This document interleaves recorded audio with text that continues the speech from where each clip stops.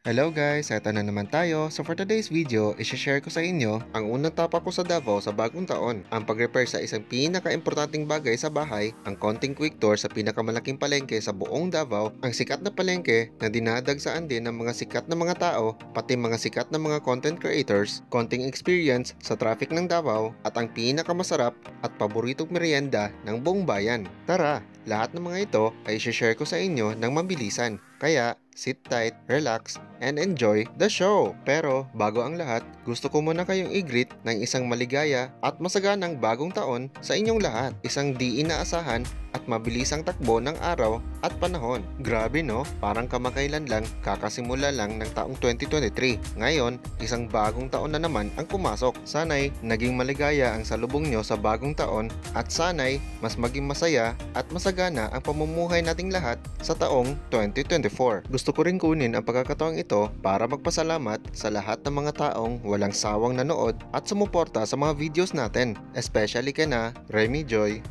Pokemon Go 2923, Lexis 6099, Jeff TV 245, Ayilang Malakas 07, Roger Lariba 6223, Joel Jess DC, Sandra Zion, Fleeky Ru, Greyhounds, Maricel Verde, CB Gapi Vlog, Dodong Lorona 1309, Inspiring Love Drama 6722, Mary Ponseca 4427, Cherry White Topic, JS4 Kicks 83, at Histo Rider.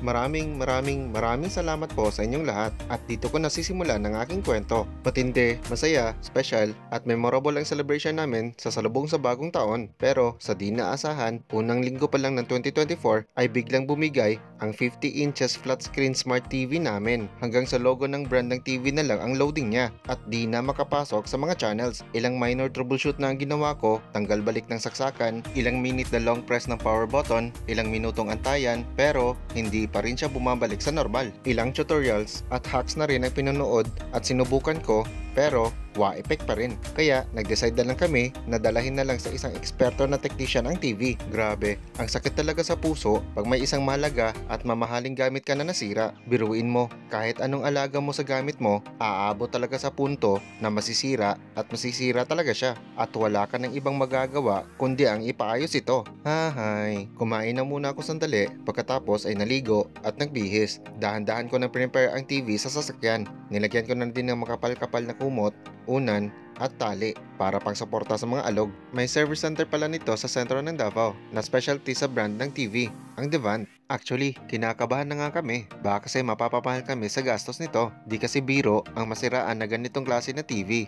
Pero no choice, wala na tayong magagawa. Siniguro ko na ang tali at kapit ng TV sa sasakyan. Maya-maya pa ay umalis na kaagad ako, papunta doon sa inirekomendang service center. Dumaan lang muna ako sandali ng Turil para mag-withdraw ng pambayad natin sa repair. Sa coastal road na ako dumaan para mabilis ang biyahe ko. Although may speed limit pa rin doon, pero wala ka namang traffic na madadaanan. Mas mabuti na yung traffic lang sa downtown ang poproblemahin ko. At least iwas hassle at stress. Stress na nga ako sa sira ng TV namin, pati pa naman sa daan.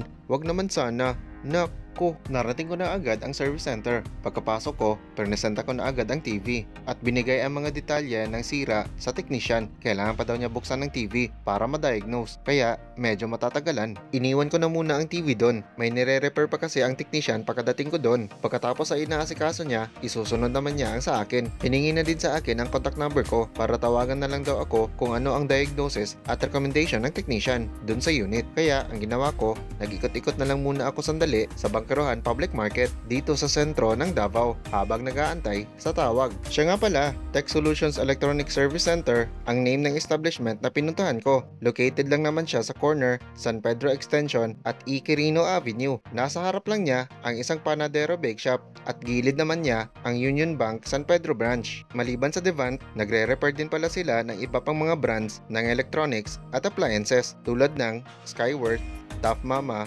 Kiowa, Philips, EZY, at Polar. At ang presyo sa repairs?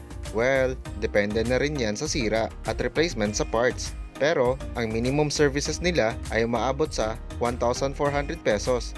Minimum pa lang yan ha. Nako! At sa wakas, tumawag na rin sa akin ang taga-service center para magbigay ng details sa kanyang diagnosis. Sabi niya, may sira daw ang board ng TV dahil daw yun sa overheat o overusage sa TV. Kaya may mga parts daw ng board na nasira. Common problem daw ang overheat pag sa mga flat screen smart TV. Ang recommendation naman ng technician ay replacement sa buong board. Pero as per checking ng technician, may isang part lang daw na pwedeng replacean para umayos ang unit. Kaso, ang presyo niya sa parts ay umabot sa 1,200 pesos.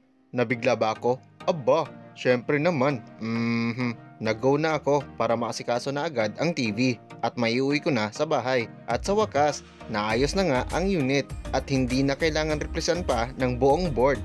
Buti naman at pwede ko na daw makuha ang TV. Bumalik na agad ako dun sa service center at kinuha ko na ang unit. Humingi na din ako ng advice sa technician sa mga do's and don'ts sa TV at sabi niya huwag daw masyadong i-overuse o i-overheat ang TV. Kung mangyari, every 4 hours, kailangan i-rest na agad ang TV, at least 1 hour. Kung i-turn off, dapat talaga i-unplug ang cable. Kung di daw maiwasan na magbabad ang TV, i-ensure lang daw na may mga araw siya na naka-full rest. Kung hindi daw masunod itong advice, may chance pa rin na babalik yung problema or worse dahil maapektuhan nito ang board.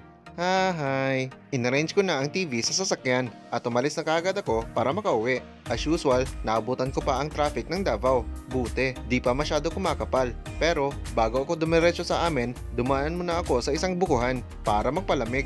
Paboritong tambayan ko talaga dito dahil nasarapan ako sa timpla ng buko at luto ng mga merienda nila. Tig 20 pesos na buko ang in-order ko. Sinamahan ko na ng turon. Pagkaubos, kumuha pa ako ng isa pang buko at banana Q na naman ang kinain ko. So far, mga 3 baso ng buko juice ang naubos ko, isang turon at isang banana Q. Not bad na ang merienda ko. Bumiyahe na agad ako para makauwi. Inarrange ko na agad ang TV pagkatating ko ng bahay para paandarin. At sa wakas, maayos na ulit ang aming 50 inches flat screen smart TV. Hi, sa wakas!